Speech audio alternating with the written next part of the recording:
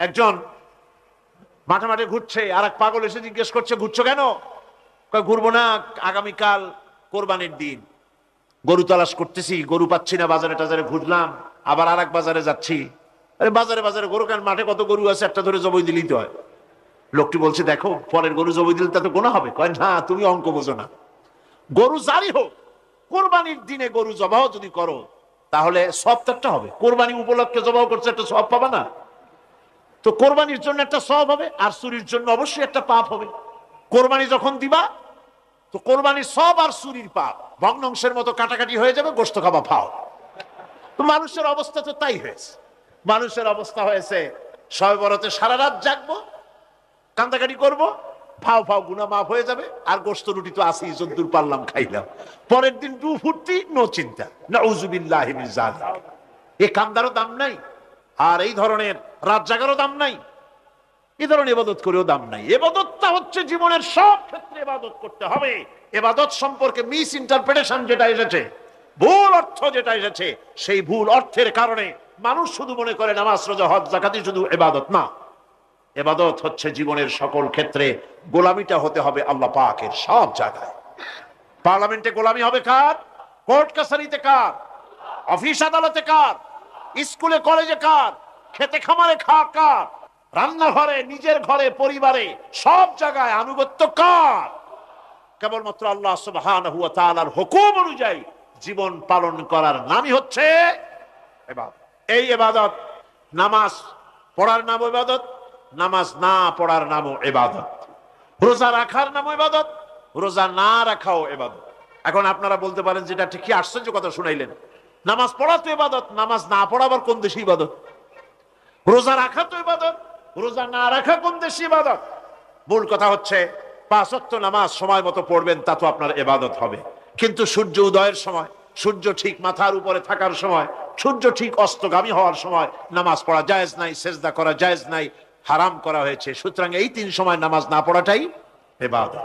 সারা বছর রোজা রাখবেন, ইবাদত হবে, কিন্তু 2 ঈদের 5 দিন রোজা রাখা হারাম করা হয়েছে, ওই 5 দিন রোজা না রাখাটাই, তার অর্থ হলো জীবনের সমস্ত কাজটাই হলো ইবাদত হবে, যদি মুসলমান আল্লাহর হুকুম মাফিক তার জীবনকে পরিচালনা করে।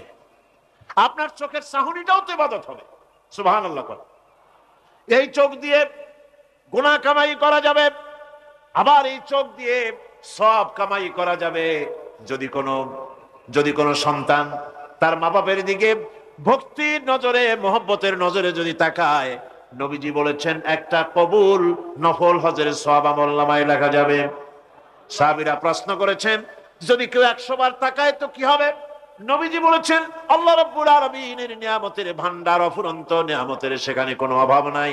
যদি কোনো বান্দা যদি তার মা বাপের দিকে দৈনিক 100 বার তাকায়, তো ওই বান্দার আমলনামায় 100 কবুল নফল হজের সওয়াব লেখা যাবে। তাহলে দেখা গেল চোখের চাহনি আপনার ইবাদত, আপনার ঘুম ইবাদত, আপনার চাকরি ইবাদত, আপনার ব্যবসা বাণিজ্য ইবাদত। তার মানে হলো আল্লাহর গোলামি, আল্লাহর হুকুম অনুযায়ী কাজ করার নামই হচ্ছে ইবাদত। ইয়াকা না'বুদু ওয়া ইয়াকা নাস্তাঈন। আল্লাহ তাআলা একমাত্র তোমার গোলামি করি, তোমারই আনুগত্য করি, তুমি ছাড়া কারো গোলামি করি না, তুমি ছাড়া কারো গোলামি করি না। এখন দোকানদার নামাজের মধ্যে পড়লো ইয়াকা না'বুদু। ইয়াকা না'বুদু, না'বুদু শব্দটা হচ্ছে মুজারের সিগা। এটা এর মধ্যে 2টা কাল পাওয়া যায়, বর্তমান আর ভবিষ্যৎ, 2টি কাল পাওয়া যায়। না'বুদু এই শব্দ দিয়ে বোঝানো হচ্ছে কি, আল্লাহ পাক এই নামাজের ভিতরে যেমন তোমার হুকুম পালন করে নামাজ আদায় করছে, যেমন নামাজের ভিতরে কিছু খাওয়া যায় না, বাইরে খাওয়া জায়েজ ছিল, নামাজ পড়ছি বলে খানাটা আমার জন্য হারাম হয়ে গেছে। কথা বলা জায়েজ ছিল, নামাজের ভিতরে কথা বলা হারাম করে দিলাম। এদিক ওদিক তাকানো জায়েজ ছিল, নামাজের ভিতরে এদিক ওদিক তাকানো বন্ধ করে দিলাম। তার মানে আমার জন্য চিরস্থায়ী, সব সময়ের জন্য আমার জন্য হালাল করে দেওয়া জিনিসগুলি এই নামাজের ভিতরে অল্প সময়ের জন্য হারাম করে প্রমাণ করে দিলাম। মাবুদ গো, এই নামাজের পরে চিরস্থায়ী হারামগুলি এইভাবে আমার জন্য হারাম করে নেব। ইয়াকা না'বুদু, নামাজটা পড়ছি যেভাবে করে, নামাজের বাইরে জীবন চালাবো সেইভাবে করে। সেজদা দিলেই তো সওয়াব হয়, সেজদা দিলে কি হয়? সওয়াব হয়। যদি কেউ 5-6টা সেজদা দিয়ে দেয় এক রাকাতের মধ্যে তো কি হবে? যদি কেউ নামাজ পড়লে তো সওয়াব হয়, ফজরের নামাজ যদি 4 রাকাত পড়ে তো কি হবে? মাগরিবের নামাজ যদি 2 রাকাত পড়ে অথবা 4 রাকাত পড়ে তো কি হবে? ইচ্ছে করে যদি এভাবে করে, ভুল করবে নয়, ইচ্ছে করে যদি করে, তাহলে আল্লাহর আইনের সঙ্গে বিরোধিতা করছে বলে সে বিদ্রোহী হিসাবে প্রমাণিত হবে। সুতরাং কথা হচ্ছে নামাজের ভিতরে আয় আল্লাহ পাক ইয়াকা না'বুদু, এই নামাজের ভিতরে তোমার হুকুম মেনে যেভাবে নামাজ আদায় করি, নামাজের বাইরের জীবনটাও তোমার হুকুম মেনে পালন করব। এটাই হচ্ছে ইবাদতের মূল থিম, মূল আইডিয়া, মূল ফিলোসফি। নামাজ ইবাদত করতে হবে জীবনের সব ক্ষেত্রে।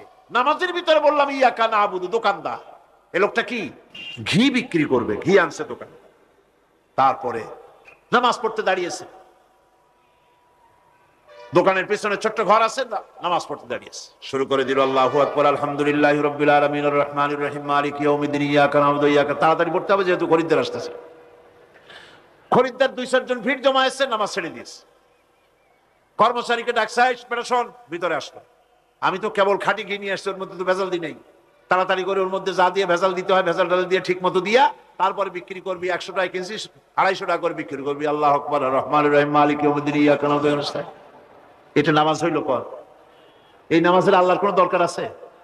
কোনো দরকার নেই। ইবাদত তো হবে নামাজ যার হুকুমে, ব্যবসা তার হুকুমে। নামাজে সেজদা দিব যার হুকুমে, রোজা রাখবো তার হুকুমে, নামাজ পড়বো যার হুকুমে, অর্থনীতি চালাবো তার হুকুমে, নামাজ পড়বো যার হুকুমে, আমার দেশের কলকারখানা চলবে, নামাজ পড়বে যার হুকুমে, পার্লামেন্ট চলবে তার হুকুমে, নামাজ পড়বো যার হুকুমে, রাজনীতি চলবে তার হুকুমে। এর উল্টা পাল্টা যদি হয় মুসলমান মানতে পারে কখনই। সুতরাং মুসলমানকে আনুগত্যের মস্তককে অবনত করে দিতে হবে আল্লাহ পাকের সামনে। আল্লাহর সঙ্গে আর বান্দার সঙ্গে হক আছে, বান্দার উপরে আল্লাহর হক এবং আল্লাহর উপরে বান্দার হক কি, এ ব্যাপারে একটি হাদিস আপনাদেরকে শোনানো যায়। হাদিসটি হচ্ছে ওয়ান মুআজ বিন জাবাল রাদিয়াল্লাহু তাআলা আনহু قال كنت رديف النبي صلى الله عليه وسلم على حمار فقال لي يا معاذ أتدري ما حق الله على العباد وما حق العباد على الله। হযরত মুআজ বিন জাবাল রাদিয়াল্লাহু তাআলা আনহু বলেন যে আমি রাসূল করিম সাল্লাল্লাহু আলাইহি ওয়াসাল্লামের পেছনে তার গাধায় সওয়ার ছিলাম। তিনি আমাকে জিজ্ঞেস করলেন, মুআজ তুমি কি জানো বান্দার উপরে আল্লাহর হক কি এবং আল্লাহর উপরে বান্দার হক কি? তিনি বললেন, আল্লাহু ওয়া রাসূলুহু আ'লামু, আল্লাহ এবং তার রাসূল খুব ভালো করে জানেন। রাসূল করিম সাল্লাল্লাহু আলাইহি ওয়াসাল্লাম জবাব দিলেন, ক্বালা হাক্কুল্লাহি আলাল ইবাদ আন ইয়াবুদুহু ওয়া লা ইউশরিকু বিহি শাইআ ওয়া হাক্কুল ইবাদি আলাল্লাহ আন লা ইউআযযিবু মান লা ইউশরিক বিহি শাইআ। আল্লাহর নবী বলেন বান্দার উপরে আল্লাহর উপরে বান্দার হক হতেছে, আল্লাহর উপরে বান্দার হক হতেছে বান্দা আল্লাহ পাকের ইবাদত করবে, আল্লাহর গোলামি করবে, আল্লাহর আনুগত্য করবে, দাসত্ব করবে। সেই আনুগত্য, ইবাদত আর গোলামির ভিতরে কাউকে শরীক স্থাপন করবে না। বান্দার উপরে আল্লাহর হক হতেছে যেই বান্দা আল্লাহ পাকের ইবাদত করবে, গোলামি করবে, আর কোনো শিরক করবে না, কিয়ামতের দিন ওই বান্দা সম্পর্কে আল্লাহর হক হবে বান্দাকে জাহান্নামের আগুন আল্লাহ পাক হারাম করে দিয়ে তার জান্নাত দিয়ে দিবেন। এটাই হলো বান্দার উপর আল্লাহ পাকের হক। সুতরাং ইবাদত হবে সলিড কার জন্য? আল্লাহ পাকের জন্য। জোরে বলেন কার জন্য? একমাত্র, কেবলমাত্র, শুধুমাত্র আল্লাহ পাকের জন্য গোলামি হবে। সেই গোলামির কথাটাই আমরা কোরআনে কারীমের মধ্যে সূরা ফাতিহায় প্রত্যেক দিন প্রতি রাকাতে আমরা পড়ি, ইয়্যাকা না'বুদু ওয়া ইয়্যাকা নাস্তাঈন। আয় আল্লাহ তাআলা, কেবলমাত্র তোমারই ইবাদত করি, কেবলমাত্র তোমারই দাসত্ব করি, আর কারো আনুগত্য দাসত্ব করি না। এই গোলামি, এই দাসত্ব আল্লাহ পাক আমাদেরকে করার তৌফিক দান করুন, আমরা বলি আমিন। আমাদের জীবনে ওঠায় বসায়, চলায় ফেরায়, বক্তৃতায়, ভাষণে, বিয়েতে, শাদীতে, আমাদের ইলেকশনে, আমাদের নির্বাচনে, আমাদের অর্থনীতিতে, রাজনীতিতে, আমাদের সমাজনীতিতে, পরিবারের নীতিতে, জীবনের সব ক্ষেত্রে আমরা গোলামি যেন করতে পারি কার? নামাজের ভিতরে যে কথাটা বলি, এই কথাটা যেন আমাদের বাস্তব জীবনে আমরা কার্যকরী করতে পারি। আল্লাহ পাক যেন তৌফিক দান করেন।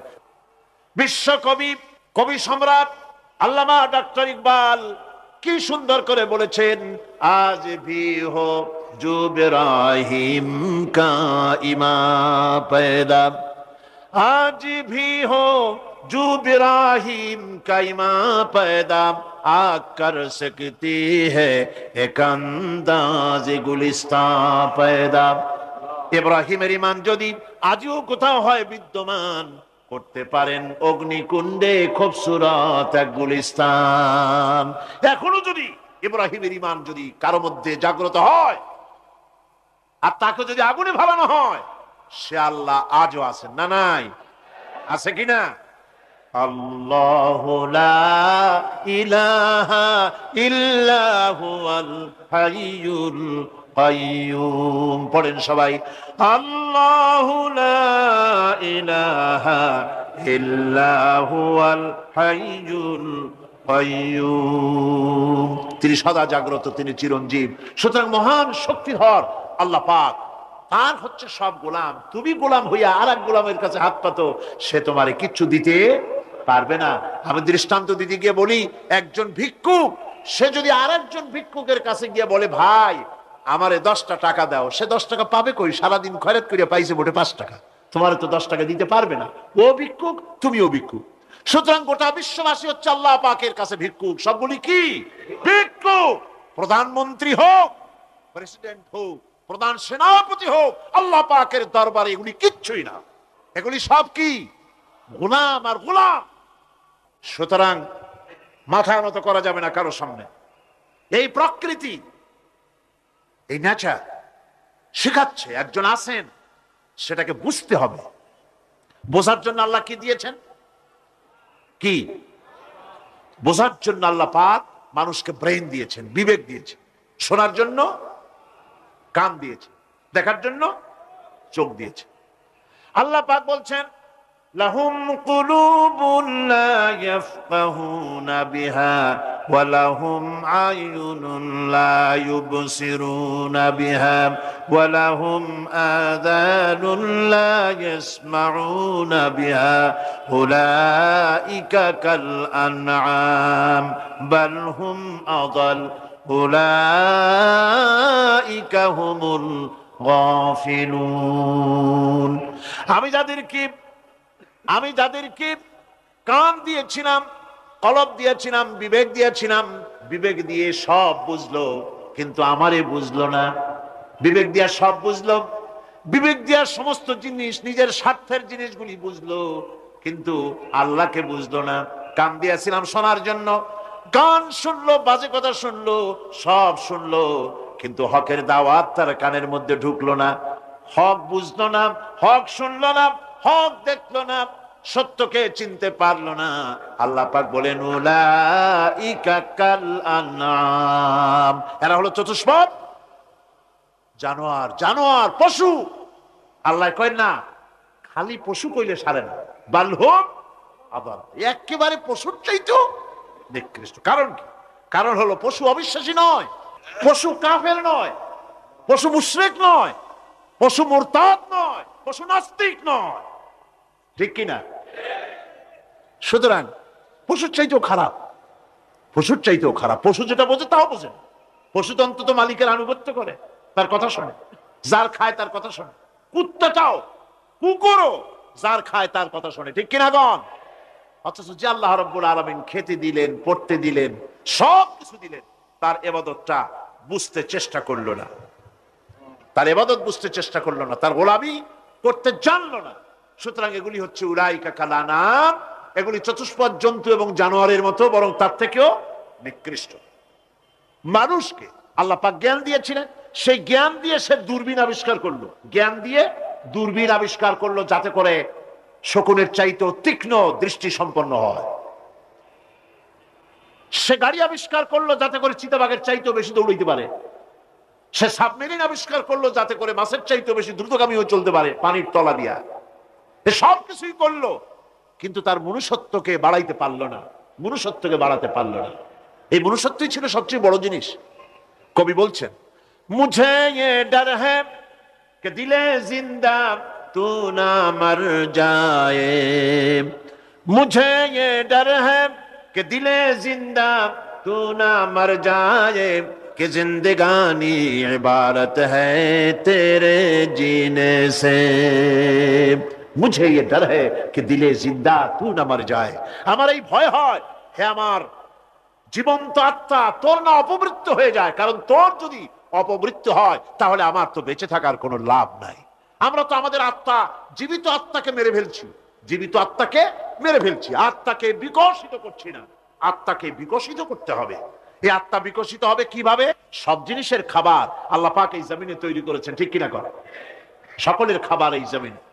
মানুষ যেহেতু তৈরি হয়েছে এই মাটি দিয়ে, সেই জন্য আল্লাহ রাব্বুল আলামিন মানুষের খাবার মাটি দিয়ে তৈরি করে দিয়েছেন। কলা দিয়েছেন, কচু দিয়েছেন, আলু দিয়েছেন, মূলা দিয়েছেন, তাল দিয়েছেন, বেল দিয়েছেন, মাছ দিয়েছেন, তরকারি দিয়েছেন, পনির দিয়েছেন, দুধ দিয়েছেন, গোশত দিয়েছেন। খাবারের কোনো অভাব রাখেন নাই, সব মাটি দিয়েছে।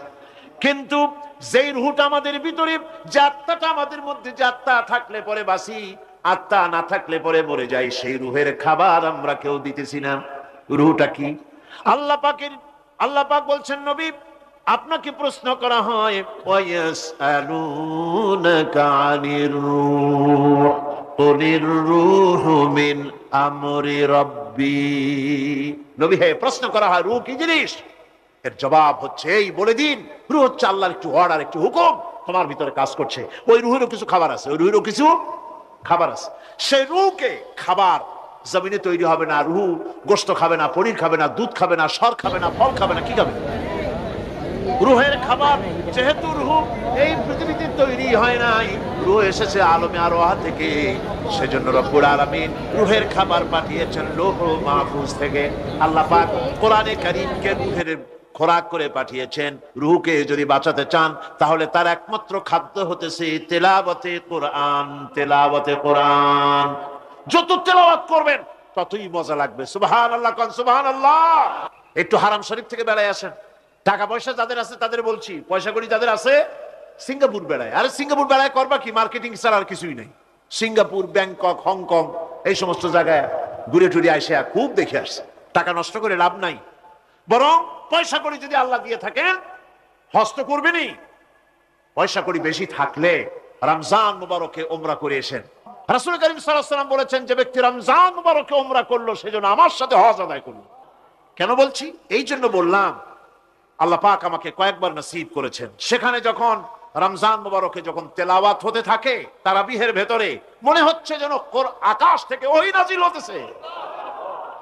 মানুষের চোখের পানি, নাকের পানি একাকার হয়ে যায় হারাম শরীফের ভিতরে। সেখানে তো মুনাজাত সারা বছর মুনাজাত হয় না, মুনাজাত হয় রমজান মুবারকে বেতেরের নামাজের ভিতরে। বেতেরের নামাজের ভিতরে ইমাম সাহেব হাত তুলে মুনাজাত করেন। অন্তত 8 থেকে 10 লক্ষ মানুষ হজের মৌসুমের মতো কাঁদতে কাঁদতে পাগল হয়ে যায়। কোরআন কি মজা! কোরআন হচ্ছে রুহের খাবার। আমরা তো রুহের খাওয়াই না। ঘোড়ার উপরে চড়ি, গাধার উপরে চড়ি, ঘোড়ারে গাধারে জন্মের মতো মোটেই খাইতে দেই না, নিজে খাই জন্মের মতো। খাইয়া ঘোড়ারে খাইতে দেওয়া হয় না, গাধারে খাইতে দেওয়া হয় না। ফলে ওর উপরে যখন সওয়ার হয় তখন ঘোড়া গাধা না খাইতে খাইতে একদিন 4 ঠ্যাং 4 দিকে দিয়া জায়গায় সিটে মরা ছাড়ার কোনো পথ থাকে না। আমাদের মানুষেরা খায় কি? সুবহানাল্লাহ।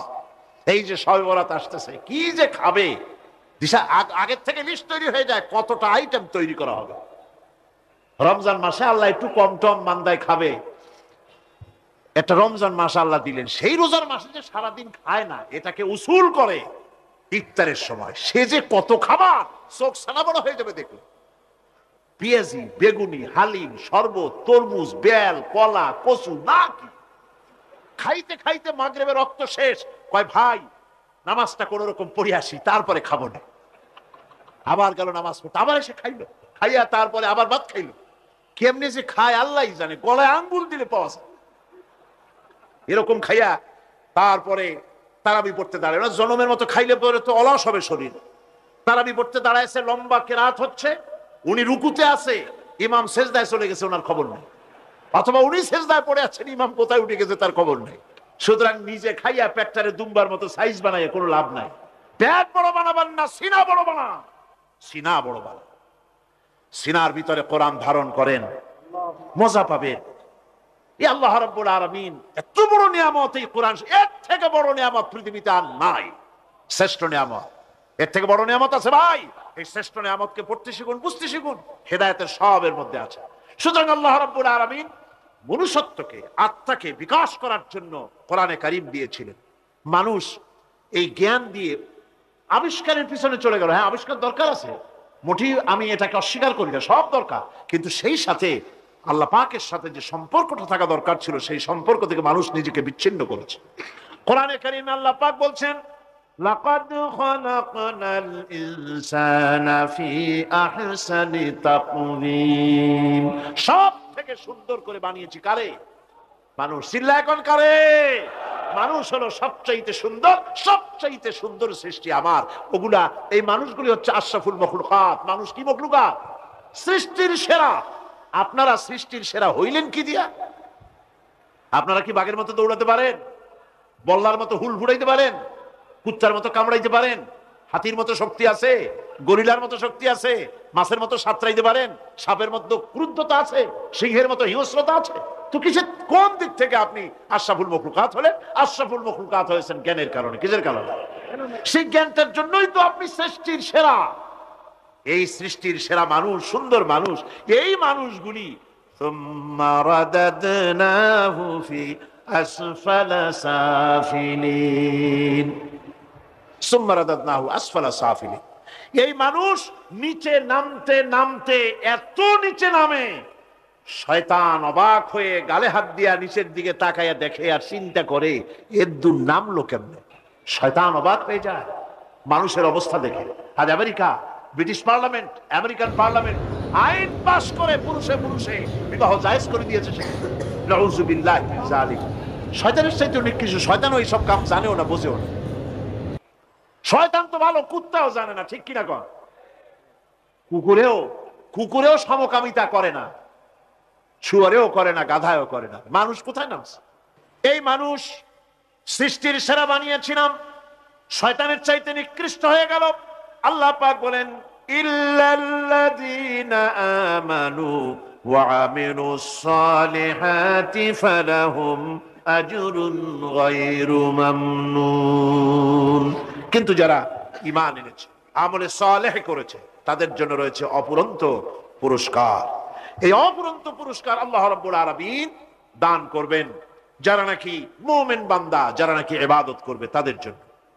এখন আমি আপনাদেরকে বলতেছিলাম যে ইবাদত গোলামি অর্থে, এর গোলামির পূর্ণ অর্থ সেটা হচ্ছে যে ব্যক্তি, পরিবার, সমাজ ও রাষ্ট্র, জীবনের সকল ক্ষেত্রে গোলামি করতে হবে কার? আল্লাহ পাকের। এই ইবাদত শব্দটাকে কোরআনে কারিমে কয়েকটা অর্থে ব্যবহার করা হয়েছে। সে অর্থগুলি আমাদের জানা দরকার।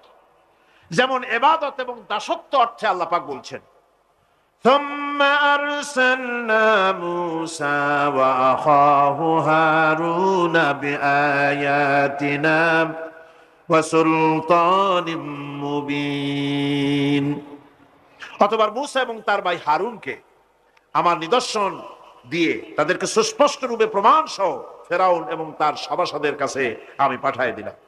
তারা যখন তাদের কাছে গিয়ে দ্বীনের দাওয়াত দিল, তখন তারা কি বলল?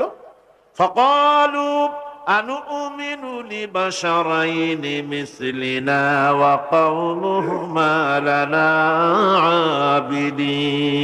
আবিদুন।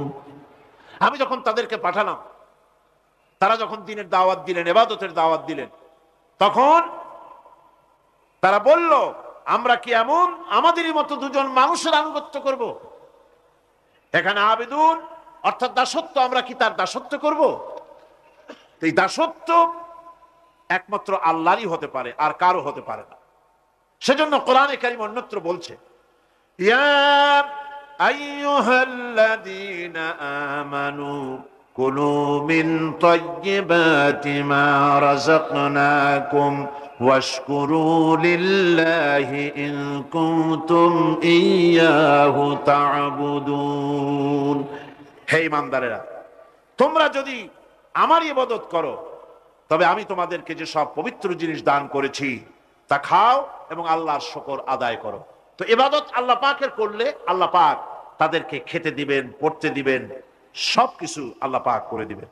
তো আল্লাহ পাকের ইবাদত করতে হবে, আল্লাহ পাকের উপর ঈমান আনতে হবে, আর তাগুতকে অস্বীকার করতে হবে। অন্য আরেকটি আয়াতে কথাটা এভাবে এসেছে, ফামান ইয়াকফুর বিত্তাগুতি ওয়া ইউমিন বিল্লাহি ফাকাদ ইসতামসাকা বিল উরওয়াতিল উসকা লা ফিসামা লাহা ওয়াল্লাহু সামিউন আলীম। যে ব্যক্তি তাগুতকে অস্বীকার করলো, ওয়া ইউমিন বিল্লাহ, এবং আল্লাহর উপর ঈমান এনেছে, ফাকাদ ইসতামসাকা বিল উরওয়াতিল উসকা, সে এমন এক মহান অবলম্বন ধারণ করলো যে কোনো জিনিসই তাকে বিচ্ছিন্ন করে দিতে পারবে না। এমন এক মহান অবলম্বন ধারণ করেছে। সুতরাং আল্লাহর উপর ঈমান আনতে হবে, তাগুতকে অস্বীকার করতে হবে। ইবাদত জীবনের সকল ক্ষেত্রে করতে হবে কার? আল্লাহ পাক। কোরআনে কারীম বলছে, এর আগে আমি প্রথমে শুনিয়েছি, সমস্ত নবীরা, আম্বিয়া আলাইহিস সালাম, তারা তার নিজের জাতিকে গোলামির জন্য দাওয়াত দিয়েছেন। আল্লাহ পাকের বলেছেন আমার জাতি, একমাত্র নবী মুহাম্মদ রাসূলুল্লাহ সাল্লাল্লাহু আলাইহি ওয়াসাল্লাম আমার জাতি, তিনি বলেন নাই। তাকে দিয়ে আল্লাহ পাক বলেছেন, ইয়া আইয়ুহান নাসু উবুদু রাব্বাকুমুল্লাযী খালাকাকুম ওয়াল্লাযীনা মিন ক্বাবলিকুম লাআল্লাকুম তাত্তাকুন। রাব্বাকুম উবুদু রাব্বাকুম আয় আতিউ রাব্বাকুম, গোলামি করো, আনুগত্য করো, দাসত্ব করো তোমার সেই প্রভুর, সেই রবের, যিনি তোমাকে সৃষ্টি করেছেন। তার আনুগত্য জীবনের সব ক্ষেত্রে করো। এক জায়গায় করলে হবে না, সব জায়গায় করলে হবে। আগামী রাত্রিটা হচ্ছে শবে বরাত, তাই না? বোঝেন নাকি বোঝেন না? আগামী রাত্রিটাই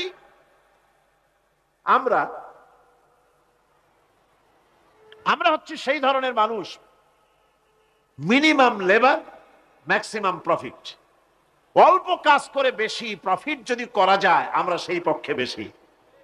শবে বরাত, শবে কদরে ইবাদত করিয়া জীবনের সব গুনাহ মাফ করাইতে চাই, আর করাইয়া মনে করলাম, বিশ্বাস করলাম যেটা এইভাবে হয়, কিন্তু পরের দিন থেকে আবার যেরকম ছিল মানুষ সেরকম হয়ে যায়। সারা রাত জাগলো শবে বরাতে, সারা রাত জাগলো। সকালবেলায় যে ব্যবসায়ী সারা রাত জাগলো, সকালবেলায় দোকানে দিয়ে ওজনে কম দেওয়ার অভ্যাসটার পরিবর্তন হইল না। যে কৃষক সারা রাত জাগলো, পরের দিন জমিনের আইল ঠেলার অভ্যেসটা পরিবর্তন হলো না। যে ব্যক্তি মিথ্যা কথা বলতো, চুরি করত, ডাকাতি করত, যে অফিসার সারা রাত জেগেছেন, পরের দিন অফিসে গিয়ে তার ঘুষ খাওয়ার বদভ্যাস থেকে তিনি নিজেকে বিরত রাখতে পারেননি। তাহলে এই শবে বরাত করে রাত জেগে ফায়দা কতটুকুন ফায়দা? হ্যাঁ, ফায়দা কিছু আছে, ফায়দা আছে। সেটা হলো পায়াস খাওয়া, সেটা হলো গোশত খাওয়া, রুটি খাওয়া, এই ফায়দা তো হবেই, এগুলি হয়। কিন্তু আপনার মূল ফায়দা হবে কি করে যদি আপনার অভ্যাসের পরিবর্তন না হয়? কথা বোঝেন কিনা? মূল অভ্যাসের তো পরিবর্তন করতে হবে। মৌলানা মৌলবীরা ছাড়া কোরআন বুঝবো না, এই কথাটা হলো শয়তানের বড় রকমের একটি ওয়াসওয়াসা। আল্লাহ পাক নিজেই বলছেন কোরআন বোঝা কঠিন না সহজ। আল্লাহ জবাব দিচ্ছেন কোরআনে কারিমে, রব্বুল আলামিন বলেছেন, ওয়ালাকাদ ইয়াসসারনাল কুরআনা লিযিকর ফাহাল মিন মুদ্দাকির। কোরআন শরীফকে মানুষের কাছে মুখস্থ করার জন্য আর বোঝার জন্য আমি আল্লাহ সহজ করে দিয়েছি। আল্লাহ বলছেন সহজ করছি, আর মসজিদে বসে নামাজ পড়ে সালাম ফিরাই এক জায়গায় বসে বললাম কোরআন আমরা বুঝবো না, আসল মুরব্বীরা কি কয় তাই শুনি। আরে বাবা, আপনার মুরব্বী যে ঠিক কথা বলতেছে সেটা বোঝার জন্য কোরআন বুঝতে হবে। মুরব্বী তো আপনাকে গাইড করতে পারে। এই জন্য কোরআন হেদায়েতের জন্য কোরআনের চাইতে বিকল্প কোনো কিতাব নাই। কোরআন আর হাদিস এই দুটোই হলো হেদায়েত পাওয়ার জন্য একমাত্র রাস্তা। সুবহানাল্লাহ ওয়া বিহামদিহি। আর কোন রাস্তা? সেই কোরআন 30 পারা, 540টা রুকু, 6666টি আয়াত, এই বিশাল কিতাব। এর মধ্যে আছে কি? একটু কিউরিসিটি হলো না, একটু আগ্রহ হলো না, যেটার মধ্যে আছে কি একটু দেখি। একদিন এই কোরআন দিয়ে মুসলমানেরা গোটা পৃথিবীর অর্ধেকটা পৃথিবীর পায়ের তলায় এসেছিল তাদের। একদিন এই কোরআন মানার কারণে তদানীন্তন সুপার পাওয়ার পার্সিয়ান এম্পায়ার এবং রোমান এম্পায়ার এসে মুসলমানদের পায়ে চুমো খেয়েছে।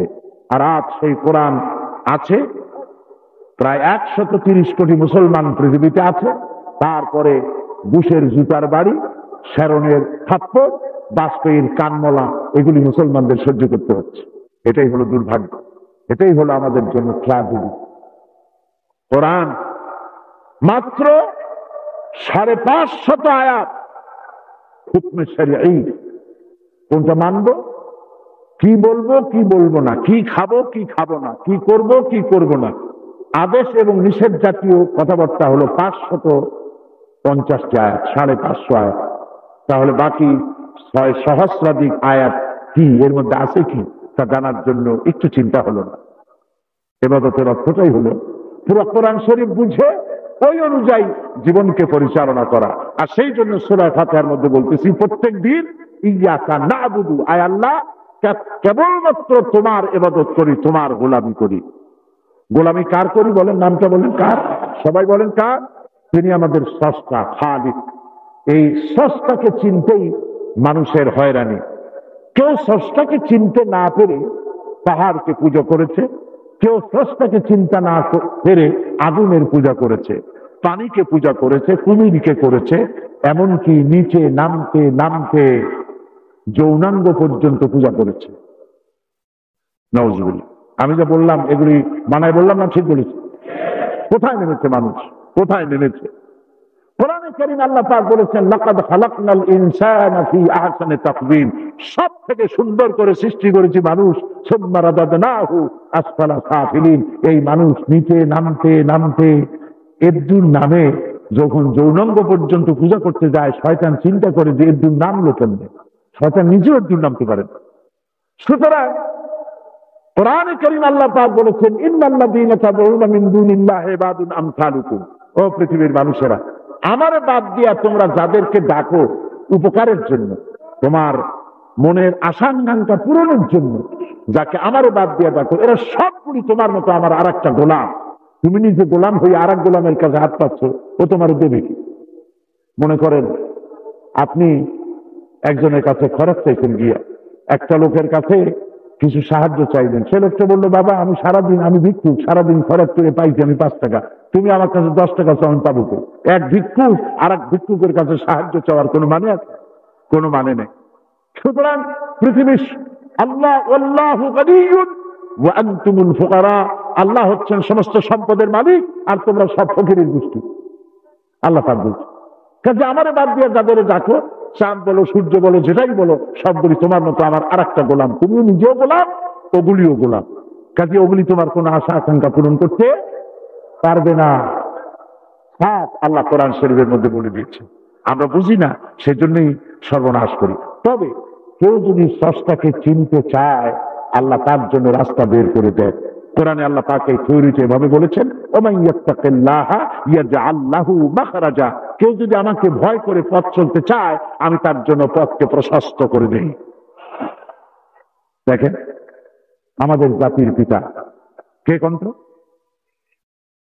বারবার একথা আমার স্মরণ করিয়ে দিতে হয় এই জন্য যে বাংলাদেশি মুসলমানদের মাথার মধ্যে কিছু পোকা ঢুকছে জাতির পিতার ব্যাপার। আল্লাহ এই পোকাগুলি এগুলিকে শেষ করে দিন। মাথার মধ্যে যে মানুষগুলা না, মাথার মধ্যে যে পোকা ঢুকছে, এই পোকাগুলি আল্লাহ নামায় দিক। মিল্লাত আবিকুম ইব্রাহিম, এই মিল্লাতের পিতা হচ্ছেন ইব্রাহিম আলাইহিস সালাম। কে বলছেন? আল্লাহ পাক বলছেন। পিতা একাধিক হওয়া সুলক্ষণ না কুলক্ষণ? মুসলমানেরা একটা সাধারণ মানুষকে আবার পিতা ডাকতে যাবে, দুঃখ নাকি? মুসলমানেরা